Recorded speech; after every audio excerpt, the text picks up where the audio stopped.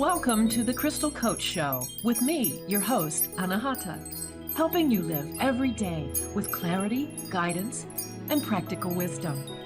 Are you feeling overwhelmed, anxious, maybe disconnected? Do you ever feel like you don't know how to live a life of peace and joy? I am Anahata Roach, the Crystal Coach, and during this show, we channel divine wisdom through stories of service, spirituality, and stones for self-care. The Crystal Coach Show leaves you with a feeling of connection and the clarity that takes towards becoming the best version of yourself as you hear from thought leaders and many others to help you ignite the crystalline nature of who you really are. Stay tuned. The Crystal Coach Show starts now. Hello and welcome to the Crystal Coach Show. I'm your host, Anahata Roach, and I'm just so excited today to just be here, be alive, and be present for the moment. Today, our topic is navigating life from a place of peace, presence, and passion. So let me ask you this. What if you could remain calm in the face of chaos so that no matter what life throws at you, your state of mind is unaffected? What would it take to get to that place? Well, today I'm talking with my special guest, Jesica Henderson, about ways to navigate life as it comes at you so you can reactivate your compass of inner joy and discover a true path for personal growth and prosperity. As always, the crystals and stones have a role to play. But let me start by telling you about my guest. Jesica Henderson is an executive producer at Transformation Talk Radio and the Dr. Pat Show. She's been a lifelong creative and musician, and her passion for learning led her to taking an internship with the Dr. Pat Show while she was pursuing an audio engineering degree. During that time, she fell in love with the idea of transforming the world through positive solutions. But because she believes in following her heart and saying yes to incredible opportunities, she stayed after completing her internship to learn everything she could about the business. She has been working with Dr. Pat and the network in various forms since 2011 and continues to grow and expand both personally and professionally. This year, Jesica has taken the next step in her own personal goals by launching a new show, The Possibility Perspective, where she brings her observations and questions to try and gain an even deeper perspective of the world. When Jesica is not facilitating transformation through the network hosts, co-hosts, and sponsors, you will find her exploring the mountains and paddling on Lake Washington, or learning and practicing new songs on the fiddle, guitar, clarinet, or ukulele. Pick an instrument, any instrument. She's very passionate about learning, and she continues to further her career in self-development, always pursuing opportunities to create, learn, and grow. Welcome to the Crystal Coach Show, Jesica. Yay! Happy to be here. Yeah. Talk about navigating through life, man. You are a poster child for following your inner compass of joy. Hey, didn't you tell me that most of your friend groups think of you as that one person who's always upbeat and annoyingly positive? Yes. Yeah. Well, I've certainly found it to be true, but not annoying at all. It's just that when working with you, you are upbeat and you are positive. And we have had some amazing, amazing conversations over the last couple of years. And I really wanted to share you with my listeners. So, what do you think? Militant joy. That was a term that popped up the other day. Yeah. We were talking about feminism and joy, and I remember I wondered out loud about how the militant aspect could with the militant aspect actually of feminism has what we think of that could be in alignment with joy. Is militant joy a thing, right? But militant joy sounds like an oxymoron, but really it isn't if you define militant as activism, right? So what can it mean to be militant about joy? Thoughts? So full transparency. The first time this came up, it was around feminism. And after, I didn't want to say it to you in real time on the call, but after we got off the call, I had to Google what militant meant. It's got all kinds of synonyms. But it does. But then when it came up in the topic of joy, it immediately for me, it meant this like, and you can use the word aggressive, like unwavering pursuit of joy. Right? This like unwavering pursuit, or like this armor of like, I am attaining this, or I am keeping this, or I am following this with a strength, with a perseverance of, because I think sometimes it takes that to remember or be in joy. It takes firm mind and action. Right. Because I mean, I have said this on other shows that I've done, but joy is different from happiness in the way that happiness is situational.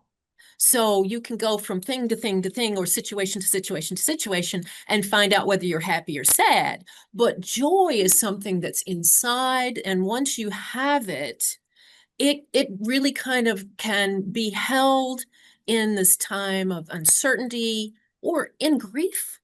And I've have experienced that personally. So that this it's so different. It's such a different frequency from happiness, because happiness is like ephemeral. You can't hold on to it, but you can hold on to joy once you learn where it is and how, and you clear out all of the blocks to it, right? You got to do your work. Yeah, it's not just that little pill that you're going to swallow and be done with. I always say that this life journey is kind of like this eternal onion peel. So you're just removing circle after circle after circle, just deeper and deeper and deeper.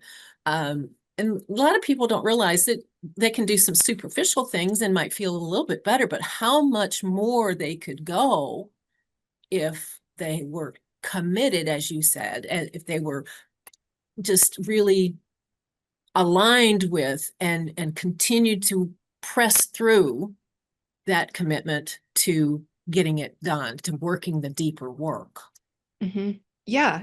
It's like the difference of, I mean, like you said, like you can be happy or sad and you can roll through emotions and chaos. But if there's this internal feeling and knowing that it's all going to be okay, or that it's all for a purpose, or that it's that guidance system that allows you to move through all of those other emotions and circumstances and things. And that's, as we were working through this the other day and talking about it, it just became clearer and clearer to me in my own journey of where I'm at with that, right? Because it also comes down to your internal belief systems and those subconscious beliefs, and correct. And those are the layers, right? That you're peeling, and you're finding that, oh, okay, so haven't quite healed that yet, right? And you're like, okay, this is a lesson in this, and having these human experiences while also staying really true to this inner core.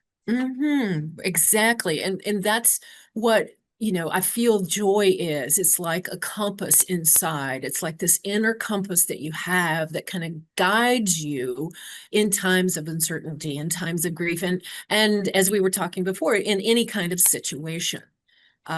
Because I truly feel that the way that you respond to anything that's put at you is really determines your reality. It determines how things go for you.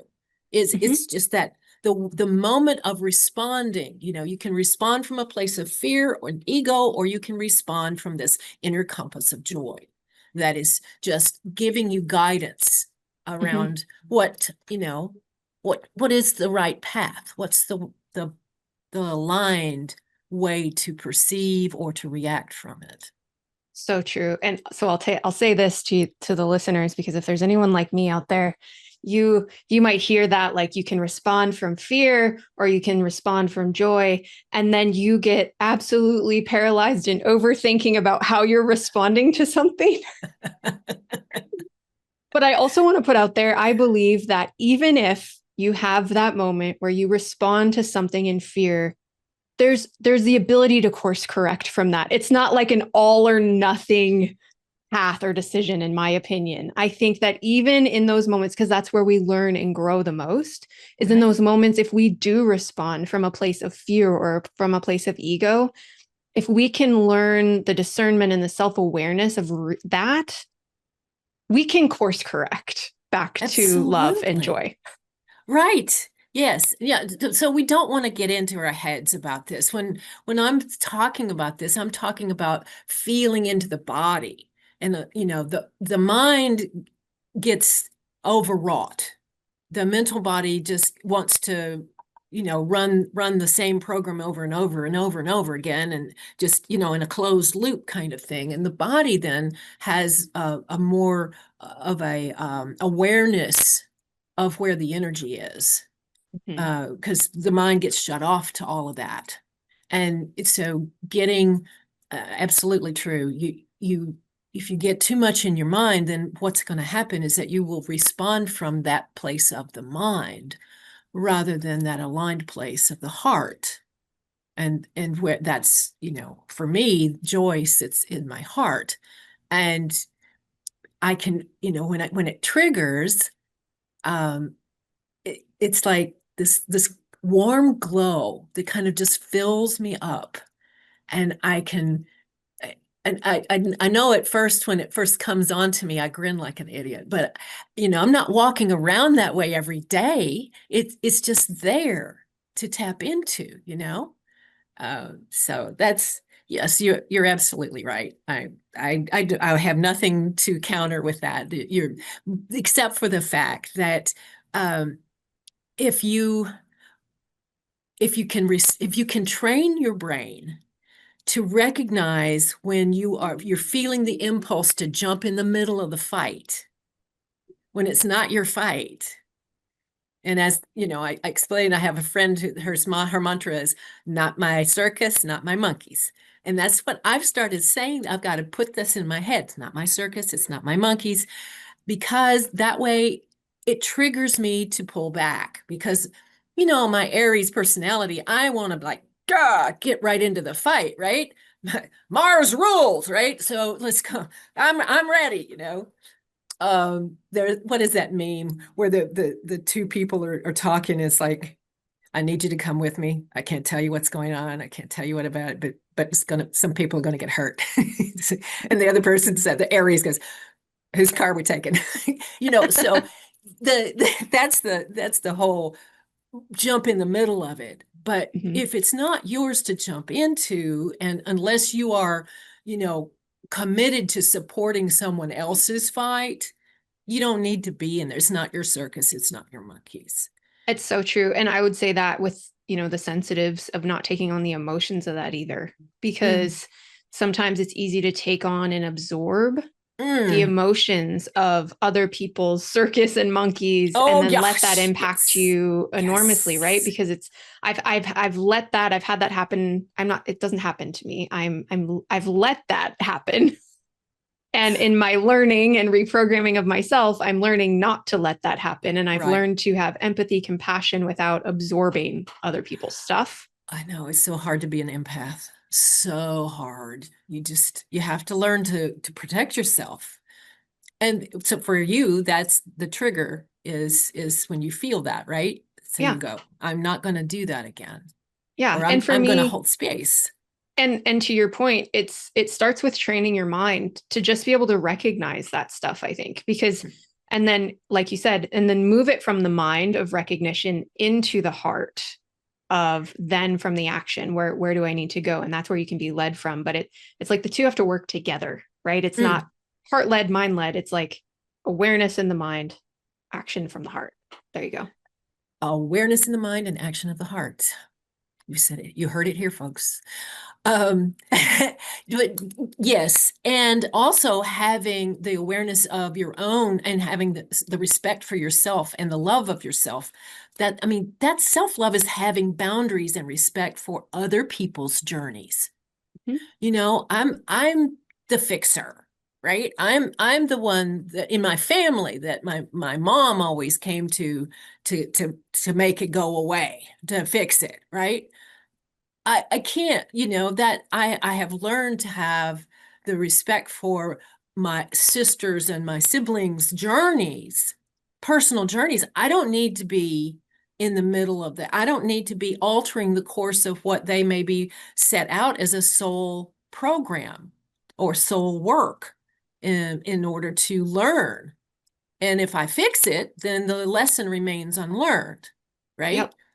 Yep. I am 100% also that person, like going because it's like you just want everybody to be great and okay and move through life in a smooth way. And so if you can see something a couple steps ahead and you're like, oh, that's going to be a pothole. Let's go fill it before they step in it. Yeah. And then they never learn to look for potholes. Boom. That's Yep. exactly right. That's exactly right. And I have a sibling that what we stepped in, the baby of the family. We stepped in and made things okay for her so many times that I think about what her life could have been if she had learned the lessons that we took from her. Mm, And she's a lovely person, but she could have been a completely different kind of person had we allowed that to unfold and those lessons to unfold, sure. right?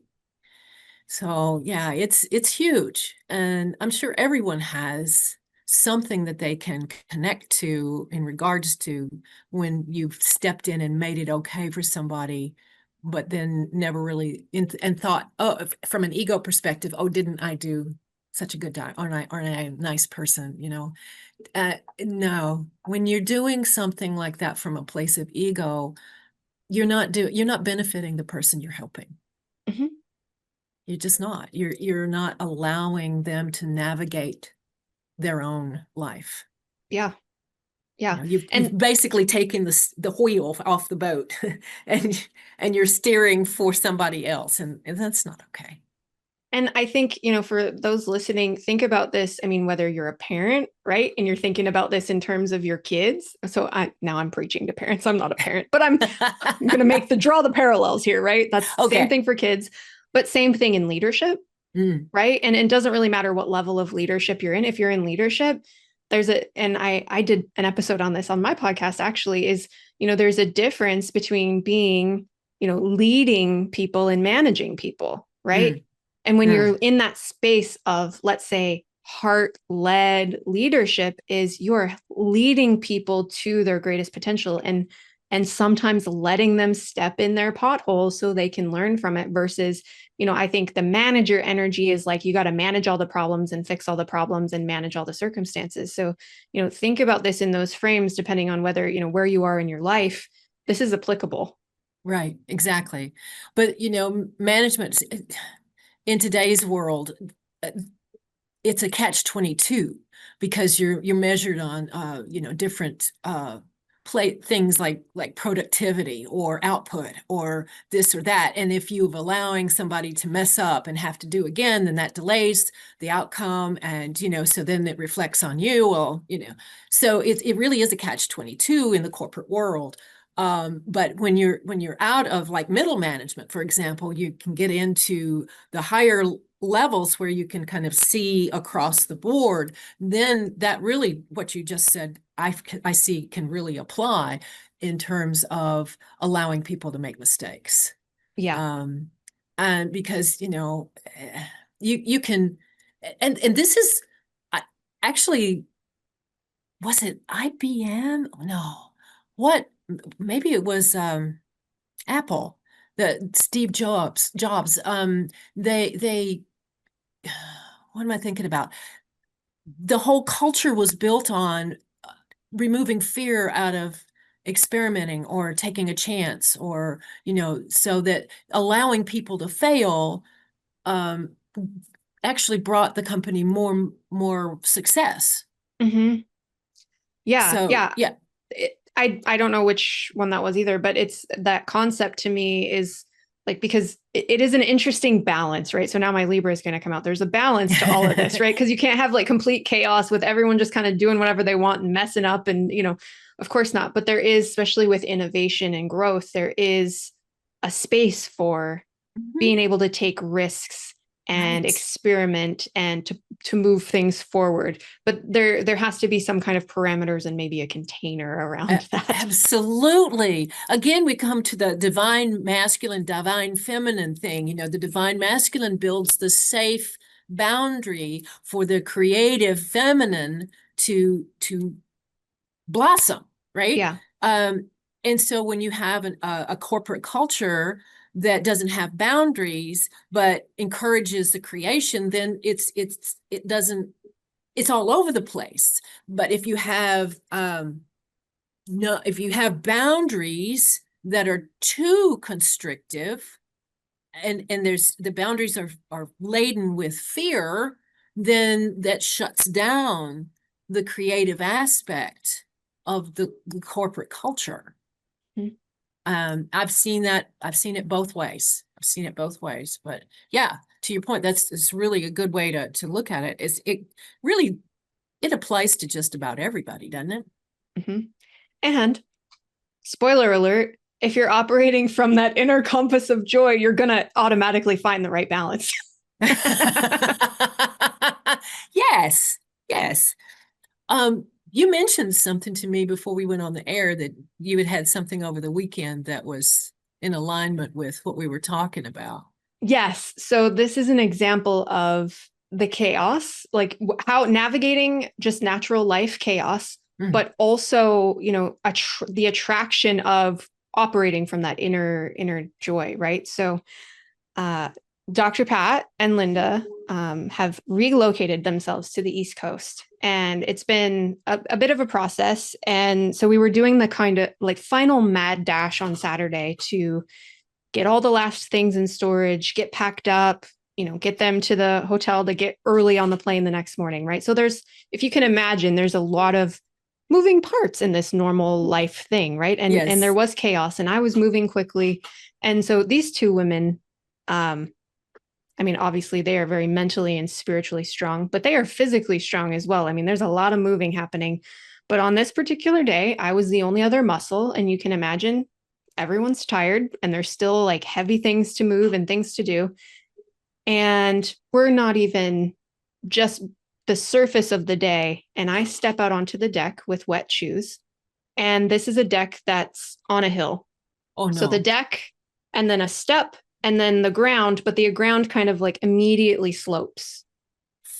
I slip on the top, move to the second, and also then thought I was going to catch myself, slip again, and then onto the ground and slip a third time and roll my ankle inward with just a giant pop. Like it was like a loud pop and like immediately you kind of get that like cold sweats.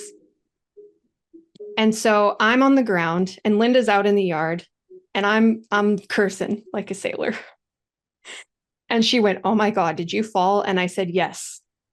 And she's like, "Okay, and so then things start to set in because I'm like, I'm really hurt right now. Like, and so all of those emotions. And of course, like I'm hurting physically. And then and so then luckily, we've got all the things. We got the ice packs, we got the wraps, we got the Aleve, and there's still a bed intact. And so I lay on the bed, get the ice packs, get the wrap, and then the reality sets in that I may not be able to help. Mm. And we are on a time schedule today. Like it's not like oh, we'll just do it tomorrow or whatever, right? I mean, it's like I'm the only one here. And so then there's the panic that starts to set in among all of us, like, because they're like, "Oh my God, does she need to go to the hospital?" And I'm going, "I don't think I can help. And I don't know who else is gonna help." But because the three of us have some semblance of an inner compass, right? Hmm. There's an attraction thing that happened here. So here's where the good news is. Out of kind of randomly nowhere, friends came over, the owners of the house, but also friends came over because they didn't say they were coming, but they were going to just do a couple things, right? Mm. Immediately saw that there was some chaos happening here. Immediately were like, "How can we help?" And so we ended up with two more people to help. And like after about a half an hour of icing and Aleve, and I was able to hobble around to be somewhat helpful the rest of the day. And I went to immediately a place of gratitude because I went to gratitude for those people that randomly showed up and randomly were available to help for an enormous part of that day. And gratitude that that's all that happened because of the scenario and the deck and the, I mean, I could have broken something. I mean, it could have Yes. been so bad. And so I went to gratitude.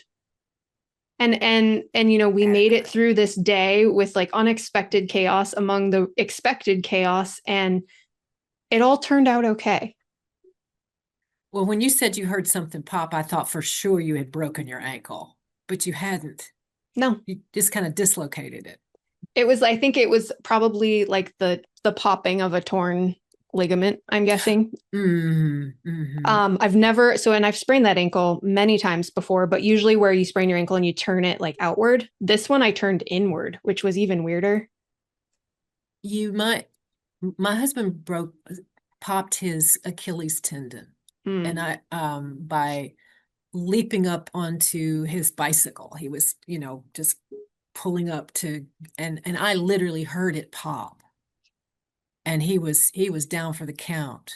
So, and that is a very, that needs to be operated on. That needs to have, Yeah. you need to have surgery when you pop that tendon. So I'm I pretty hope sure you, it's I not hope, that. I hope you've gone to see your Yeah. primary care. Yeah, it's all good. It's not that. It's not quite that serious. It's just a really Okay. really bad sprain. But yeah, it's just, to me it felt like, as I was thinking about it this morning, I was like, "Oh, that is an example of like that's just life. Like things are going to happen. Yeah. Things are going to happen in life and they're going to send you off course or you're going to get injured or something." Absolutely. And you could have said, oh, well, hell, of course this would happen to me. I mean, of all the days and all the time, I'm going to be completely out of it and I can't help them. And, you would have gone down that rabbit hole of ego and,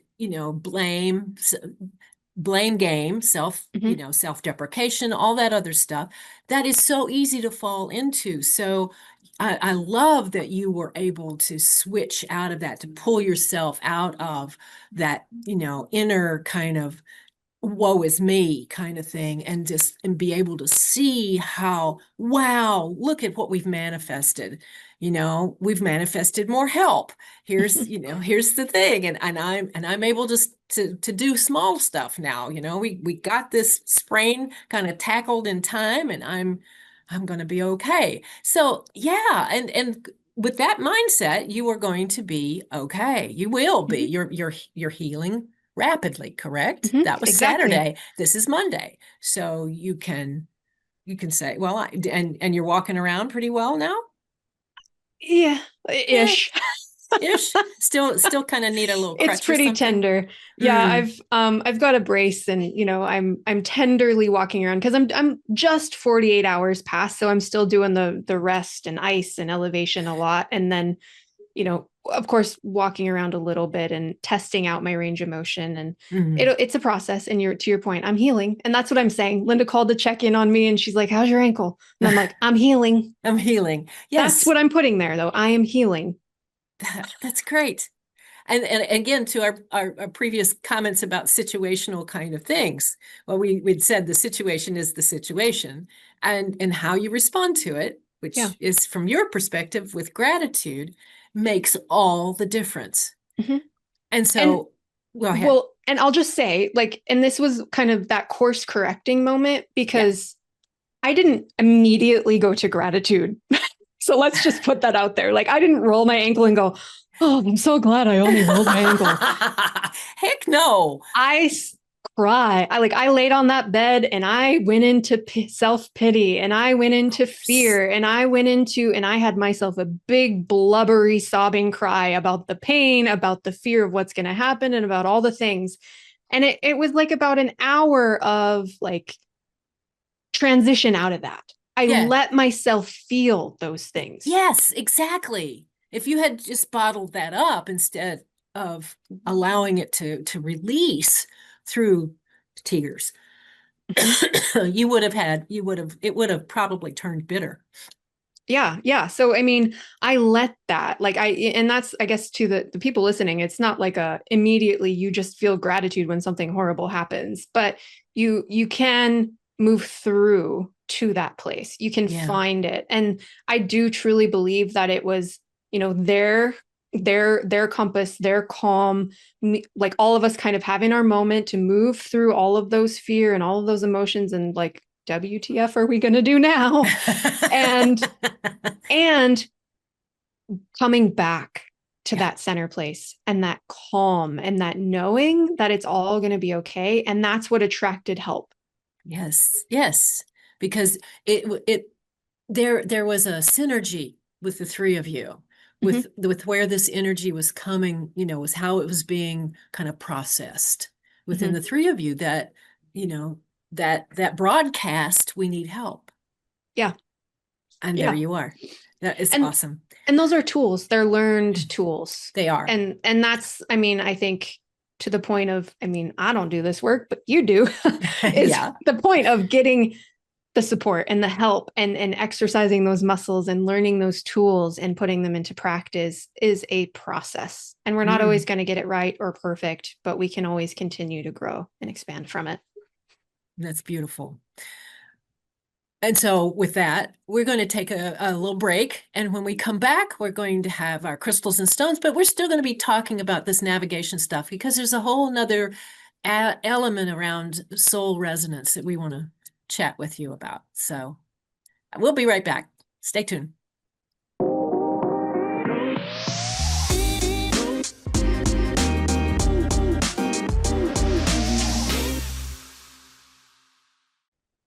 Hi there, welcome back to the Crystal Coach Show. I'm your host, Anahata, and we're talking today with my special guest, Jesica Henderson, about navigating life, just navigating life. And actually, right before the break, Jessica was telling us a story about how she was trying to help somebody and then fell and just really tore up her ankle and went through all of the emotions associated with when plans go awry and you can't do what you expected to do and all this sort of stuff. But it really brought to mind that mindset means everything. Where you can take, you know knowing that you've got another place to go, that mindset of possibilities, the mindset that I have this inner compass, and that if I look at things from that inner compass, it guides me to gratitude, it guides me to joy, it guides me to love, it guides me to peace, it guides me to passion.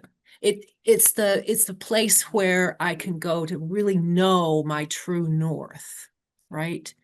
And we've been calling this now, is kind of what I do, is this soul resonance. And how do you get to this place of soul resonance? Because that's really like basically aligning everyday action to your soul frequency. So that's the frequency of connection and love and joy, right?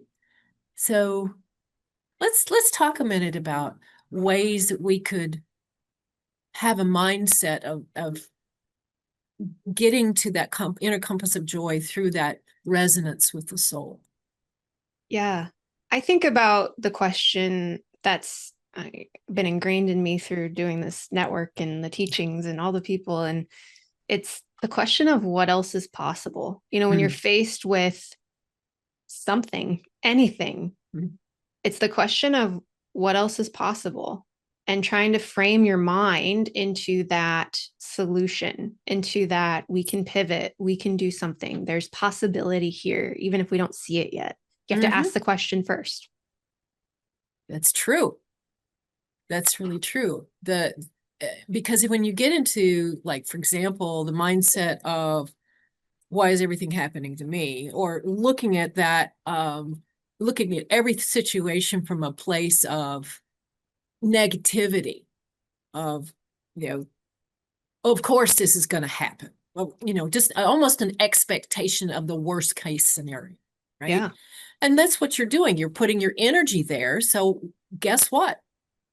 The universe just matches your energy Hmm. and gives you what you don't really want, but that's what you're expecting, right? So Hmm. the resonance in terms of that match, that frequency match of your soul with your mindset helps you to switch out of one into the gratitude and going back to your story where you are so grateful that help arrived, that there was a way for you to manage, the injury and still contribute to the project.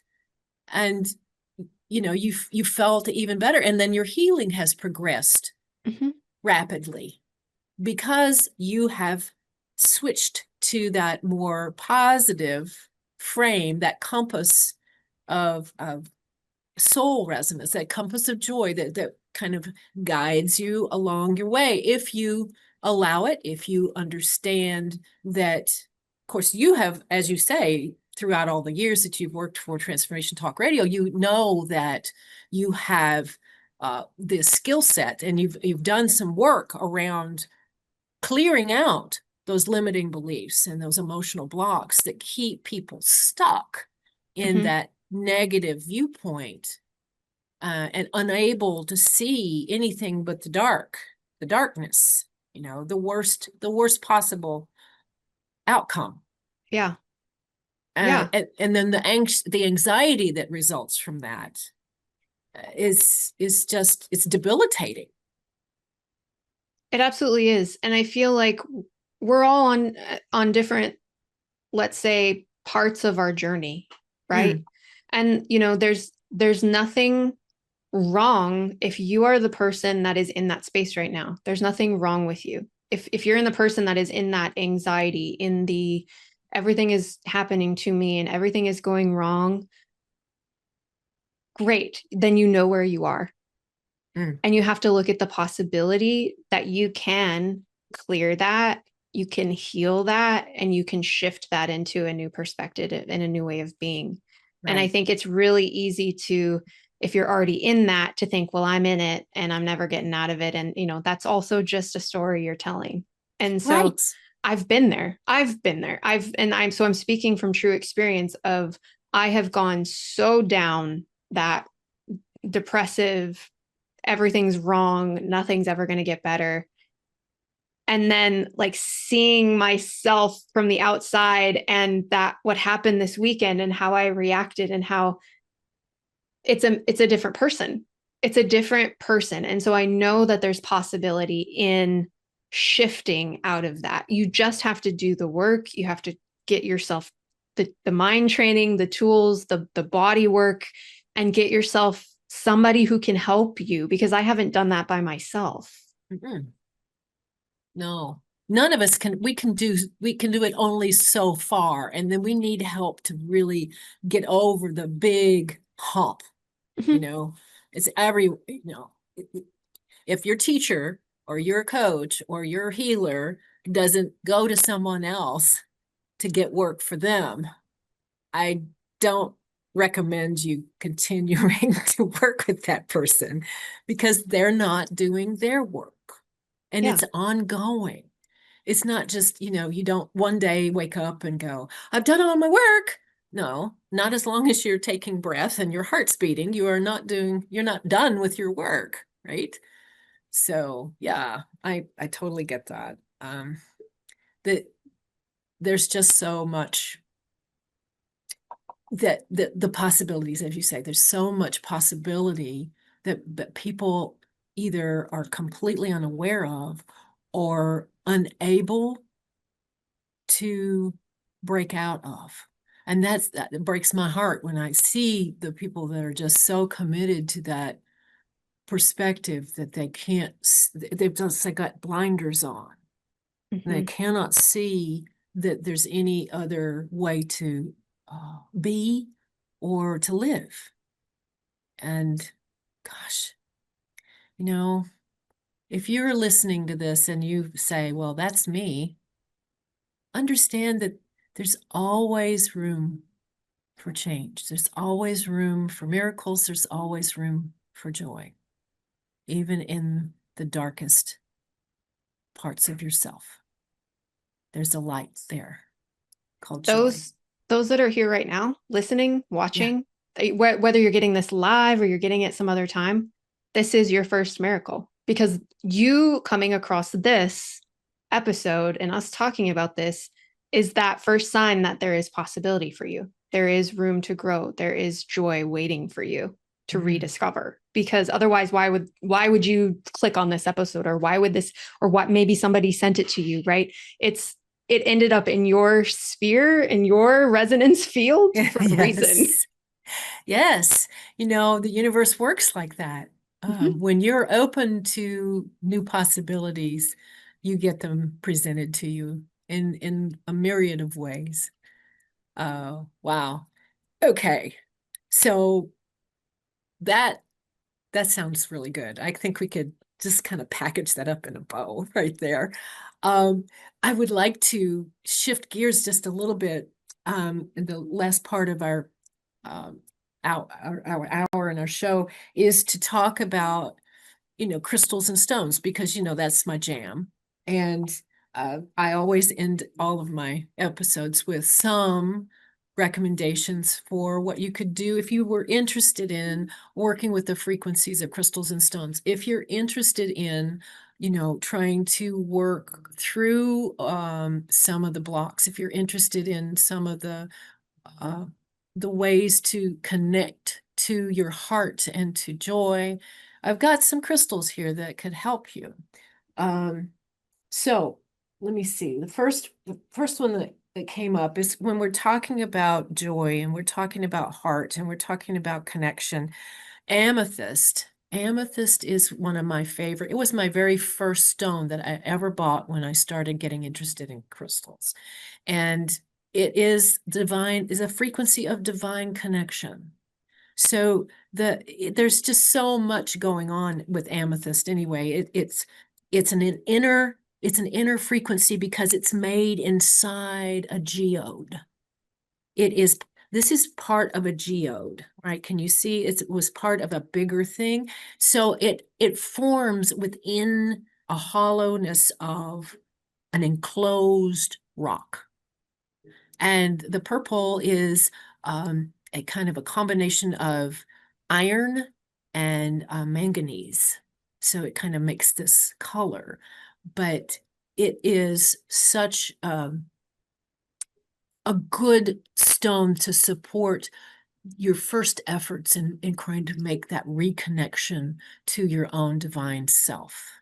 So I would highly recommend if that's something that is pulling at you or if it resonates with you, then amethyst is something that you can start to explore, work with, um, meditate with, keep by your bedside. Well, I don't know. It's a wind element. I wouldn't keep it by your bedside. You can keep it in your room or your office for sure. And but yeah, it's great for the environment. So you just let your body tell you how to use it if you're interested in working with it. But that's the frequency of it. Um, and then as I've got you get I figure people that listen to me regularly get kind of bored with me harping on this, but rose quartz, rose quartz, always. It is, I've got rose quartz everywhere in my house, rose quartz all throughout my office. It's just the it's self-love. It's just love, just the heart. It's pink. I just love it. It's just like a pat on the head or a hug. So when you get to the point where you're feeling kind of down and you need a little, there's nobody to hug you, get a piece of rose quartz and just hold on to it. It is like a hug. It's truly like a hug. Um, green calcite. Green calcite is also really good for that heart connection. It's, because the heart chakra light from a light frequency, there's green for healing, there's pink for love and compassion and joy. Okay. Um, let me see here. You know, Jessica, you did talk about how you can get so in your head and you get overwhelmed and you just can't even access that part of you that could find the gratitude, right? So um, I I I was guided to bring out smoky quartz. Now, smoky quartz is an earth element and it's all about the physical, but if you need to ground, you know, your mind is pulling your soul out of your body. So let's pull it back in. That's why you feel so frantic, because you're not integrated into your physical vessel. So when you start to feel kind of panicked or I don't know what to do or what, just get some smoky quartz and allow it to just pull you back in. It's it's a quick and easy fix to make you just kind of take a couple of deep breaths and, oh yeah, here I am. Right. I'd forgotten. Um, Clear quartz, believe it or not, it's amplifying, but it is a way to broadcast love and to also receive it. You can program a clear quartz to hold this frequency of love. If you are in a really wonderful headspace or you're feeling love and you've got this clear quartz, you sit with that and with the intention of of programming yourself. You put it in your right hand. Yes, put it in your right hand and allow the love that's coming from your heart to flow down into your arm and into the clear quartz. Then when when it's all filled up and you feel good and you know that that rock is really hard, it's hot. It can get really hot when it's working.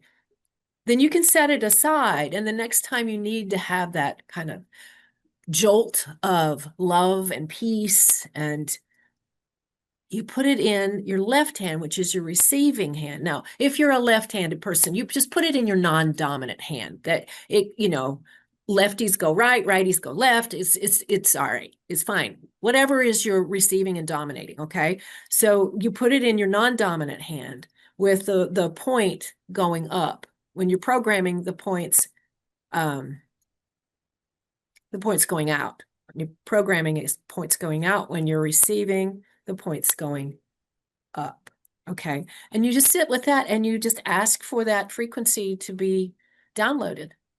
Um, and you'll be filled with the love again. And so it's beautiful. And it keeps it keeps that frequency. Excuse me.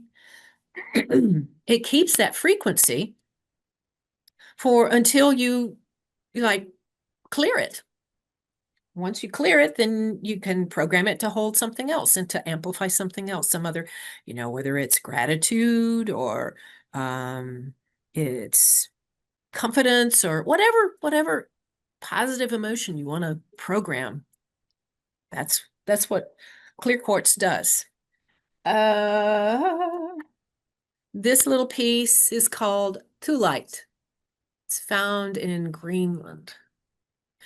And as far as I know, this is the only one I've ever run across that just holds joy, nothing else, just joy, joy and heart connection. If I'm wearing one of these, if I'm carrying one of these, it's in my bra next to my heart. And it's because it's pink and it's also green. So, um, anyway, I guess we're going to wrap up.